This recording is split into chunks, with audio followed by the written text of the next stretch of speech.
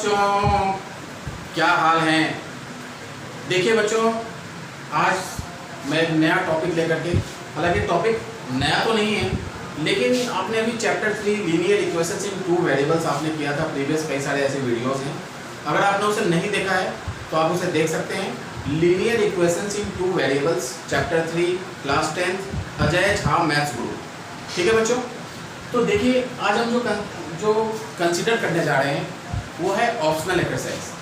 हालांकि ऑप्शनल देखते ही बुक्स में जो लिखे होते हैं कि this exercises are not for the examination point of view, ऐसा नहीं है। बोर्ड में भी काफ़ी बार प्रीवियस ईयर्स भी आप देख सकते हैं, लास्ट टू लास्ट ईयर्स भी आप देख सकते हैं, तो उसमें लीनियर इक्वेशंस इन 2 वेरिएबल्स के ऑप्शनल के भी क्वेश्चन आ चुके हैं। तो हालांकि इस एक्सरसाइज को आप हल्के में नहीं ले सकते आप, ठीक है। और ये थोड़ा सा चैलेंजिंग है, स्कूलों में नहीं करवाए जाते कि एग्जाम के पॉइंट ऑफ व्यू से नहीं है, ऐसा कुछ भी नहीं होने वाला। ये एक्सरसाइज करना बहुत ही इंपॉर्टेंट है। तो चलिए let's start without wasting your precious time. Exercise 3.7 optional linear equations in 2 variables. ठीक है बच्चों, तो चलिए इस एक्सरसाइज को स्टार्ट करते हैं। पहला क्वेश्चन है द एजेज ऑफ 2 फ्रेंड्स अन्नी एंड बीजू। सबसे पहले मैं ये लिखूंगा कि late अन्नी's age be x years। ठीक है बच्चों, आराम से समझिए। And Biju's age be y years। 2 variables मैंने सपोज कर लिए, ठीक है। अब आगे पढ़िए। आगे क्या दिया हुआ है कि अन्नी एंड बीजू का जो एज का जो डिफरेंस है वो कितना है, 3 years। ठीक है, मैं इसे लिख देता हूँ x minus y is equal to 3 years। ठीक है, क्या ये सही है? ये बिल्कुल ऐसे कंफ्यूजन में आप न रहे, यहाँ भी एक ट्विस्ट है। देखिए मान लिया कि अगर अन्नी की एज अगर बीजू की एज से अगर ज़्यादा होगी, ठीक है, तो this condition is absolutely correct. लेकिन इसका ये भी तो कंडीशन हो सकता है कि अगर बीजू की एज अगर अन्य की एज से अगर ज़्यादा होगी तो क्या होगा, छोटे में से बड़े को माइनस करेंगे तो माइनस में आएगा, राइट। तो देखिए x माइनस वाई को 3 ना लिख करके मुझे क्या लिखना पड़ेगा कि इसकी 2 प्रोबेबिलिटीज हो सकती है, या तो प्लस या माइनस। प्लस भी हो सकता है और माइनस भी हो सकता है। तो there are 2 condition at this instant arises. First of all x minus, if Anni is elder than Biju, then this condition will be x minus y is equal to positive 3. If Biju is elder than Anni, in this situation the x minus y will be equal to minus 3. तो ये लिखना पड़ेगा। इस question में यही twist था जहाँ पर बच्चे अधिकतर कंफ्यूज हो जाते हैं, ठीक है। अब आइए सेकेंड कंडीशन पे आते हैं। Second condition is Anni's father Dharam is twice as old as Anni. अब अन्नी के फादर यहाँ पे थर्ड कैंडिडेट है धर्म। तो धर्म से एज क्या है बच्चों, ट्वाइस। धर्म से age is equal to twice the age of Anni. ठीक है बच्चों, अब आइए नेक्स्ट कंडीशन पे आते हैं हम। Dharam is twice as old as Anni and Biju is twice as old as his sister Kathy। अब देखिए बीजू की एज और कैथी की एज। अब यहाँ पे फोर्थ कैंडिडेट है बीजू एंड कैथी, ठीक है। Cathy is the sister of Biju. अब यहाँ पे कहा जा रहा है कि जो कैथी की एज है, ठीक है, वो बीजू की एज की ट्वाइस है। आई होप कि ट्वाइस ही है या कुछ और है। The age of Cathy and धर्म, Biju is twice age, it's okay. तो बीजू की जो एज है वो कैथी की एज की ट्वाइस है। इट मीन्स कैथी की एज क्या हो जाएगी बच्चों, Cathy's age will be equal to half of Biju age. Biju के एज को मैंने क्या माना था, y, तो ये हो जाता है हमारा y/2। ठीक है, बीजू क्या है यहाँ पर, कैथी की एज का ट्वाइस है, ठीक है। तो इट मीन्स कैथी की जो एज होगी वो बीजू की एज की क्या होगी, हाफ होगी। अब दोनों का डिफरेंस कितना है ये देखते हैं। दोनों की एज का difference that is 2x minus y upon 2 is equal to 30x। दोनों की एज का डिफरेंस कितना है, 30 ईयर्स का। तो इससे एक इक्वेशन मालूम हो जाता है हमें, 4x minus y upon 2 is equal to 30। तो सेकेंड इक्वेशन आपका बन जाता है 4x minus y is equal to 60। This is equation second. अब दोनों इक्वेशन को सॉल्व करने में हमें ये देखना होगा किस तरीके से सॉल्व करना है। पहले तो आप लिखेंगे x minus y is equal to 3। ठीक है, यहाँ पर दो संभावनाएं हो सकती हैं। एक बार आपको इक्वेशन फर्स्ट को आपको कैसे लेना है, x minus y is equal to 3 and second equation is this 4x minus y is equal to 60। आप किसी भी मेथड से इसे सॉल्व कर सकते हैं, एलिमिनेशन से कीजिए, सब्स्टिट्यूशन से कीजिए, आंसर विल बी सेम। तो यहाँ पर हम इसे 4 से इनटू कर देते हैं, तो यह आ जाएगा 4x minus 4y will be equal to 12, 4x minus y will be equal to 60। It will get cancel out, यह आ जाएगा minus 3y will be equal to minus 48, y will be equal to 16 years. यानी Biju's age is 16 years और Annie's age you can find yourself. Annie का as कितना हो जाएगा बच्चों, अगर 16 यहाँ पर सब्स्टिट्यूट करते हैं तो 16 इधर आकर के प्लस में हो जाएगा, तो 3 और 16 19। यानी Annie's age is 19 years and Biju's age is 16 years. ठीक है, this is not the sufficient. Second condition क्या होगी, अब इसकी सेकंड कंडीशन भी यहाँ पे अराइज होगी। फर्स्ट इक्वेशन को तो आप क्या लिखेंगे, x minus y is equal to, इससे पहले मैंने +3 लिया था, अब लेंगे -3। And second equation is 4x minus y is equal to 60। ठीक है बच्चों, इसे 4 से इंटू कर दीजिए, तो ये इक्वेशन हो जाएगी 4x minus 4y will be equal to -12, 4x minus y will be equal to 60। ठीक है, कुछ गलत तो नहीं हो रहा, no it's okay, it will get cancel out. ये कितना हो जाएगा बच्चों, -3y is equal to -72, minus minus will get cancel out, तो y की वैल्यू कितनी हो जाएगी, 24 ईयर्स। अब देखिए इस कंडीशन को अगर हम लेते हैं, x माइनस वाई को -3 लेते हैं, तो Biju's age is how much, 24 years. ठीक है, तो अन्नीज एज कितना हो जाएगा बच्चों, x की वैल्यू क्या हो जाएगी। अब इसी इक्वेशन में, इक्वेशन फर्स्ट में आप डाल दीजिए वैल्यू, तो ये आ जाएगी 24, इधर आकर plus 24 minus 3 that is 21 years. तो इस क्वेश्चन में दो संभावनाएं हो सकती है। पहली कंडीशन क्या होगी, x minus y is equal to 3 and second equation will be same. ठीक है बच्चों, और सेकेंड सिचुएशन में क्या होगा, x minus y is equal to -3। तो इस तरीके से आपके एनसीईआरटी में दो आंसर्स मिलेंगे आपको। ठीक है, कि ये भी पॉसिबिलिटीज़ हैं और ये भी पॉसिबिलिटीज़ हैं। आई होप कि समझ में आ गया होगा आपको। हाँ, तो बच्चों हम आते हैं एक्सरसाइज 3.7 ऑप्शनल का क्वेश्चन नंबर 2। ठीक है बच्चों, ये क्वेश्चन हालांकि बहुत ही आसान है, इतना डिफिकल्ट नहीं है। ठीक है ना, तो इस क्वेश्चन में, सेकंड क्वेश्चन में क्या कहा जा रहा है कि 1 says give me a 100 friend, I shall then becomes twice as rich as you. The other replies, if you give me ₹10, I shall be 6 times as rich as you. Tell me what is the amount of their respective capital. तो यहाँ पर हमें suppose करना पड़ेगा कि let the first friend या friend 1 has money bx। Hint दिया हुआ है इस क्वेश्चन का, आप खुद से भी कर सकते हैं।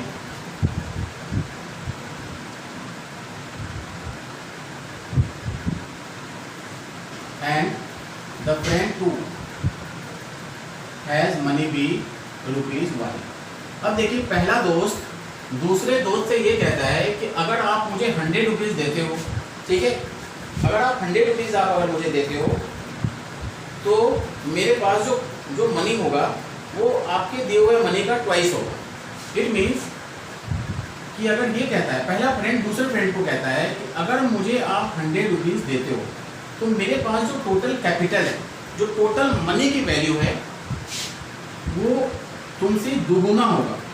तो अब देखिए, दूसरे दोस्त ने पहले दोस्त को यानी सेकंड फ्रेंड को, ध्यान दीजिए, समझने की कोशिश कीजिए, दूसरे फ्रेंड ने पहले फ्रेंड को अगर 100 रुपीज़ दिया तो उसके पास कितना पैसा हो गया, x + 100।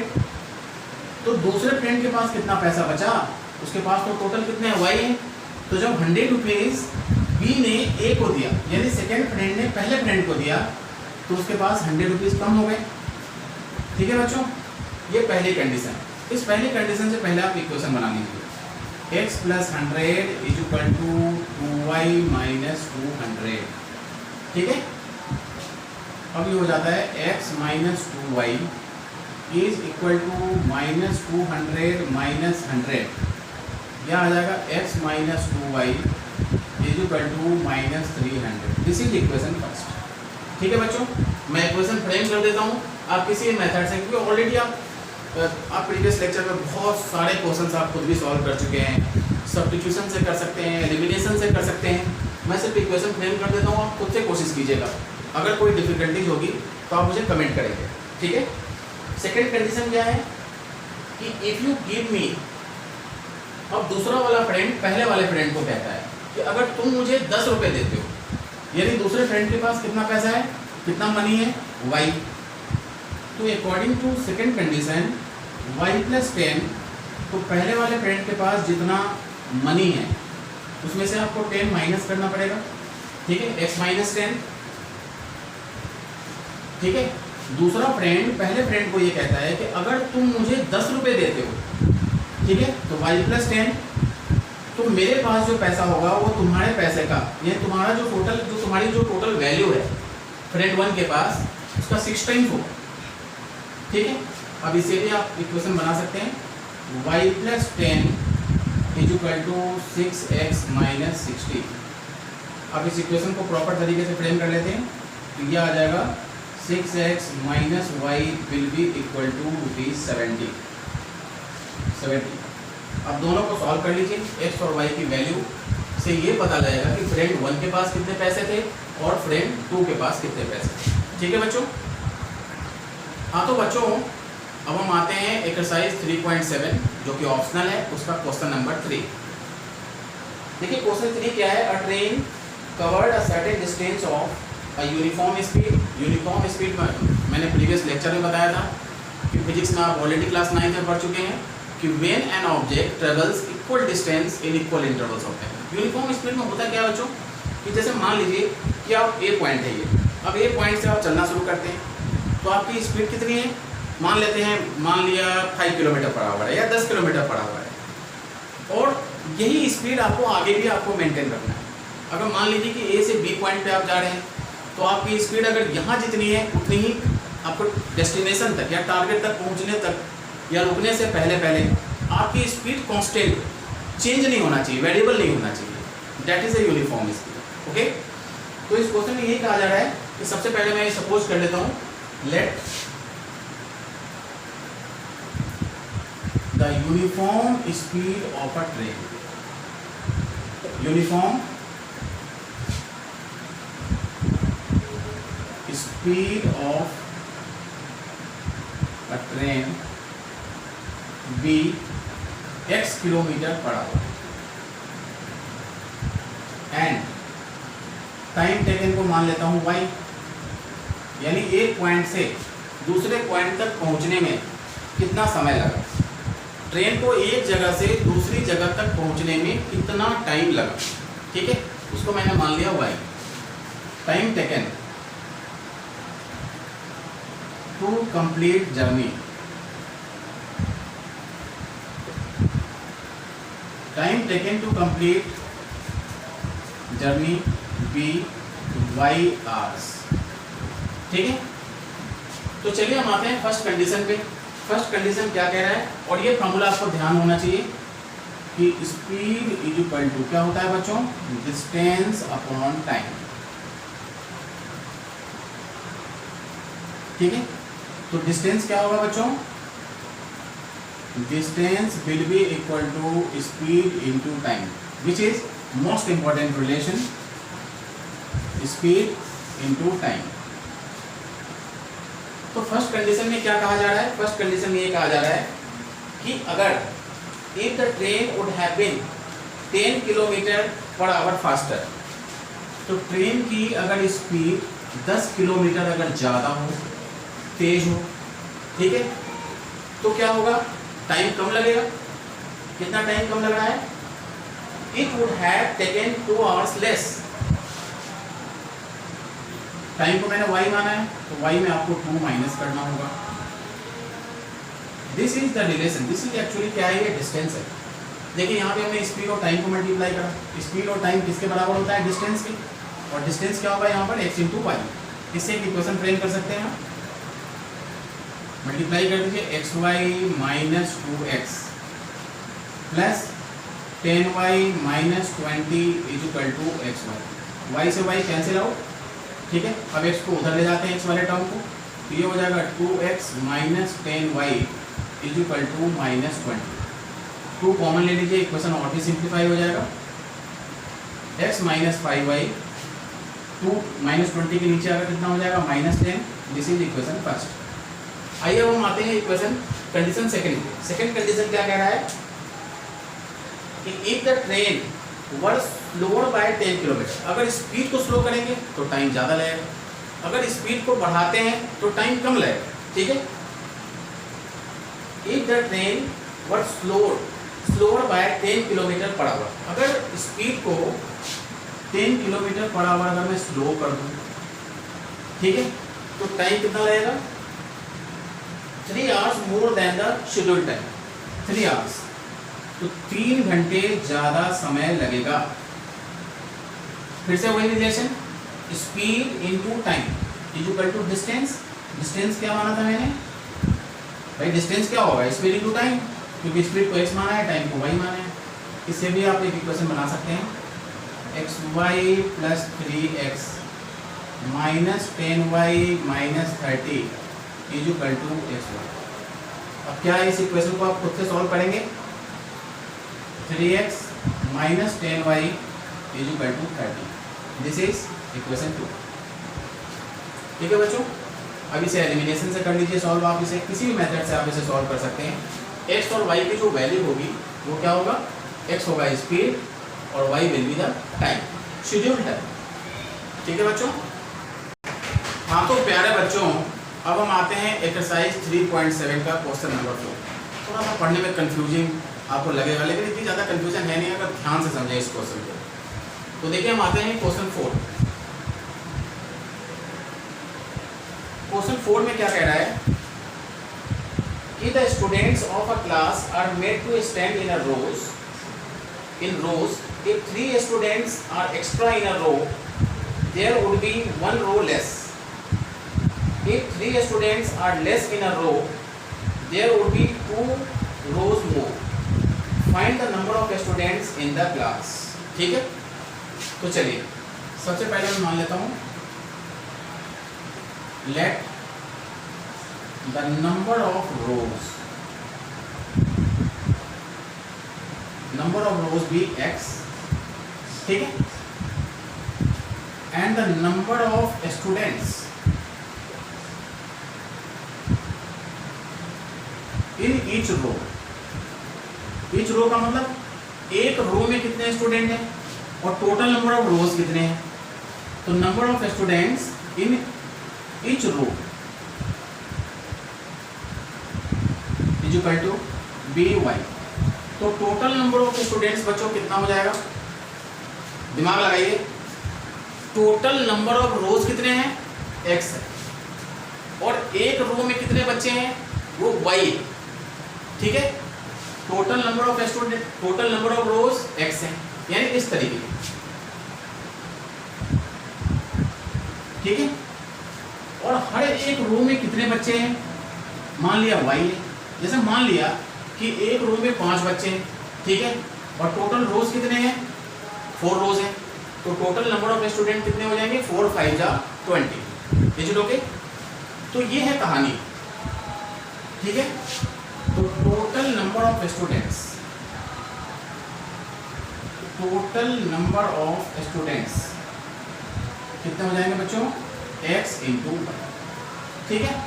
अब आइए आते हैं कंडीशन पे। गिवन कंडीशन क्या है कि if 3 students are extra in a row, ठीक है, ये रो माना है मैंने। अगर एक रो के अंदर अगर मान लिया कि 3 स्टूडेंट अगर एक्स्ट्रा हैं, ठीक है, तो क्या होगा, नंबर ऑफ रोज घटेंगे in a row, there would be 1 row less. तो टोटल रोज कितने हैं हमारे पास, number of students in each row, ये y+3 था बच्चों, और नंबर ऑफ रोज कितने हैं x, तो एक रो कम हो जाता है। कहने का मतलब कि अगर एक रो में अगर बच्चों को बढ़ा दिया जाए, ठीक है, पहले 5 बच्चे थे, अब 5 से 7 कर दिया जाए, 8 कर दिया जाए, तो नंबर ऑफ रोज क्या हो जाएंगे, घटेंगे। ठीक है, बिल्कुल लॉजिकल क्वेश्चन है। और टोटल नंबर ऑफ स्टूडेंट्स कितने हो जाते हैं, x इंटू 1। ठीक है, अब इसे मल्टीप्लाई कर लीजिए, एक इक्वेशन बन जाता है हमारा xy minus y plus 3x minus 3 equal to x into y. xy cancel out हो जाते हैं। अब इस इक्वेशन को प्रॉपर तरीके से लिख लेते हैं, तो 3x plus Y equal to -3, क्योंकि मैं इसे इंटरचेंज कर रहा हूँ। देखिए 3x माइनस वाई, ठीक है, और -3 इधर आ जाएगा, तो ये हो जाएगा plus. This is equation first. अब सेकेंड कंडीशन पे आते हैं। If the 3 students are less in a row, ठीक है, अगर एक रो में, ठीक है, अगर 3 स्टूडेंट्स अगर कम कर दिए जाएं, ठीक है, तो नंबर ऑफ रोज का क्या होगा, 2 more rows. If 3 students are less in a row, there would be 2 rows less. तो नंबर ऑफ रोज कितने हैं, x है, तो 2 रोज घट जाते हैं, और टोटल नंबर ऑफ स्टूडेंट्स कितना हो जाएगा, xy। अब इसे भी सॉल्व करके एक इक्वेशन बना सकते हैं, yx minus 2y minus 3x plus 6 equal to x into y. अब ये कैंसिल आउट हो जाते हैं। अब x वाले टर्म को उधर ले जाइए इक्वेशन को प्रॉपर तरीके से लिखने के लिए, तो ये हो जाएगा 3x plus 2y equal to 6। अब दोनों इक्वेशन को हम सॉल्व कर लेते हैं, तो हमारा आंसर आसानी से निकल आएगा। 3x will get cancel out, y minus 2y will be equal to minus y, and 3 minus 6 is minus 3। ठीक है बच्चों, अब इससे y की वैल्यू आप निकाल सकते हैं, कितना आएगा, 3x प्लस 3, y की वैल्यू कितनी आ रही है, 3 माइनस 6 डेट इज -3। ठीक है, आप इसे खुद से सॉल्व करने की कोशिश कीजिएगा, क्योंकि इक्वेशन हमने फ्रेम कर दिया है। ठीक है, हाँ तो बच्चों ये इक्वेशन है, इस इक्वेशन को आप खुद से सॉल्व कीजिएगा, अगर आंसर ना आए अगर तो आप मुझे कमेंट करेंगे। ठीक है, हाँ तो बच्चों आई एम वेरी सॉरी, माफ़ करना, यहाँ पर क्या था, यहाँ पर 2 रोज मोर हो जाएंगे, यहाँ माइनस मैंने गलती से लिख दिया था, यहाँ पर +2 होगा, और फिर आगे इसे फर्दर सॉल्व करेंगे, यू विल गेट आंसर। ठीक है बच्चों।